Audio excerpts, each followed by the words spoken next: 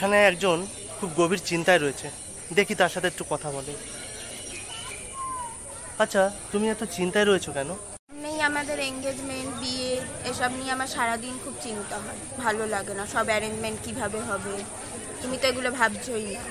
দেখো, আমরা এঙ্গেজমেন্টের জন্য 1 বছর সময় পাচ্ছি, আর বিয়ের জন্য আরও 2 বছর সময় পাচ্ছি। তাহলে আর চিন্তা কোথায়? দেখবে ঠিক টাইম মতো সব ঠিকঠাকই হবে। আর তুমি অনেক দিন ধরে কোথাও ঘুরতে যাও না, তাই একটু তোমার স্ট্রেস কাটানোর জন্য তোমাকে এমন একটা জায়গা নিয়ে এসেছে, সেটা খুব শান্তির জায়গা এবং আমারও খুব প্রিয় জায়গা। সেটা কোথায়? জায়গাটা হলো সোদপুরের 12 মন্দির ঘাট, যা খুবই প্রিয় জায়গা। এখানে মানে শৈশব থেকেই এখানে আসা বলতে গেলে। আমারও খুব প্রিয় জায়গা, আর তোমারও তো খুব প্রিয় জায়গা, তাই তোমাকে সারপ্রাইজ দেওয়ার জন্য এখানে নিয়ে এলাম।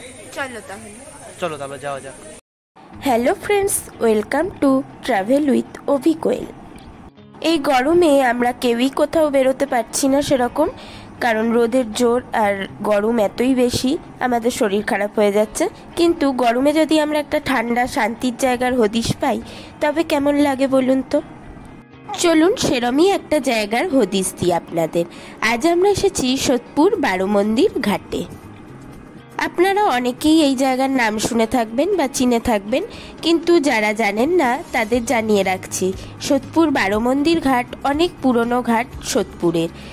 এখানে 12টা শিব মন্দির আছে, সেটাও আপনাদের সাথে শেয়ার করব। এখানে প্রবেশ মূল্য বলতে তেমন কিছুই নেই, আপনারা ফ্রিতেই এখানে ঢুকতে পারবেন। আর এখানে আপনারা গরমের দিনে একটু বসে সময়ও কাটাতে পারবেন নিজেদের মতো। এই হলো সেই 12টা মন্দির। এখানে এই পাশে আছে 6টা মন্দির পরপর, আর এর পাশে এর অপোজিট দিকে আছে আরও 6টা মন্দির পরপর। টোটাল 12টা মন্দির এখানে আছে, শিব মন্দির।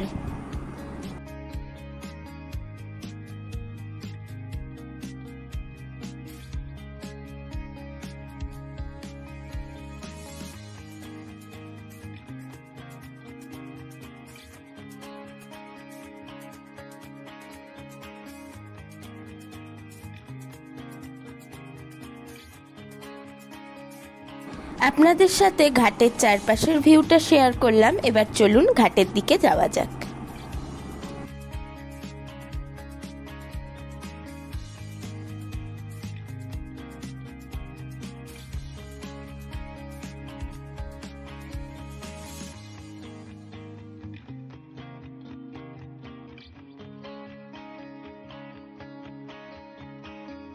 আমরা এক সানডে গেছিলাম, তাই গঙ্গার ধারে দেখুন কত ভিড়। কারণ গরমকালে সবাই গঙ্গার ধারেই একটা হদিশ খোঁজে, যেহেতু ওখানে একটু ভালো হাওয়া দেয়, মিষ্টি শান্ত হাওয়া দেয়, তাই সবাই ওখানেই বসে থাকতে চায়, খানিকক্ষণ সময় কাটাতে চায় প্রিয়জনদের সাথে। সেই ঘাটের ভিউটা আপনাদের সাথে ইভিনিংয়ে শেয়ার করছি।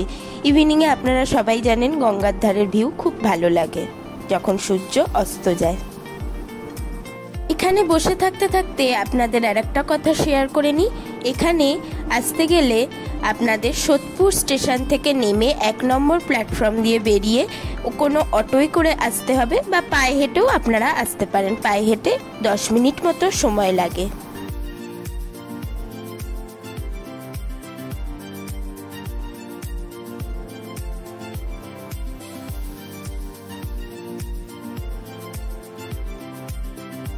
তারপর আমরা একটু গঙ্গার ধারে বসে থাকতে থাকতে চা দেখে একটু চা খেলাম, কারণ গঙ্গার ধারে বসে চা খেতে তো আমার খুব ভালো লাগে। আমার সবচেয়ে প্রিয় জিনিস গঙ্গার ধার আর চা।